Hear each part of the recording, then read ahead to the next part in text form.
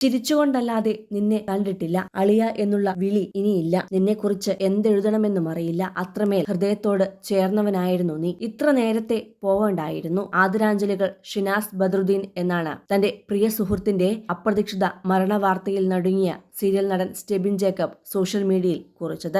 നിരവധി ജനപ്രിയമായ ആൽബങ്ങളിലൂടെയും ഷോർട്ട് ഫിലിമുകളിലൂടെയും മലയാളികൾക്ക് പരിചിതനായ ഷിനാസ് ബദ്രുദ്ദീന്റെ അപ്രതീക്ഷിത മരണം ഇന്നലെയാണ് സംഭവിച്ചത് എന്നാണ് റിപ്പോർട്ട്. തൊടുപുഴ സ്വദേശിയാണ്. ഇടവെട്ടി പടിപ്പുരയ്ക്കൽ ബദ്രുദ്ദീന്റെ മകനായ ഷിനാസിന് 38 വയസ്സ് മാത്രമായിരുന്നു പ്രായം. ഖബറടക്കം ഇന്ന് വൈകിട്ട് കാരിക്കോട് നൈനാർപള്ളി ഖബർസ്ഥാനിൽ നടക്കുമെന്നാണ് റിപ്പോർട്ട്. ഒരു നടൻ മാത്രമായിരുന്നില്ല ഷിനാസ്. നല്ലൊരു ഗായകനും അവതാരകനും കാസ്റ്റിംഗ് ഡയറക്ടറും ഒക്കെയായ ഷിനാസിന്റെ ഏറ്റവും വലിയ സ്വപ്നം സിനിമ തന്നെയായിരുന്നു. സി കേരളത്തിലെയും മഴവിൽ മനോരമയുടെയും എല്ലാം ചാനൽ പ്രോഗ്രാമുകളിൽ അണിയറയിൽ പ്രവർത്തിച്ചിട്ടുള്ള ഷിനാസ് 3 വർഷം മുമ്പാണ് നൂറ എന്ന ആൽബം സോങ് പുറത്തിറക്കിയത്.